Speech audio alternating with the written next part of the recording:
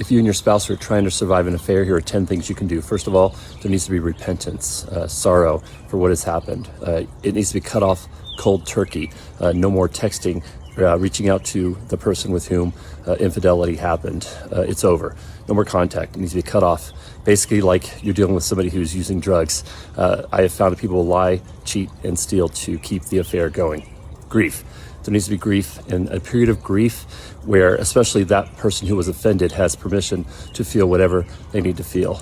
You need to talk about it as much as you need to talk about it, especially the person who was offended. The person who's offended gets to decide when the conversation's over. Talk to a counselor or a therapist, crucially important. All right, keep the circle small.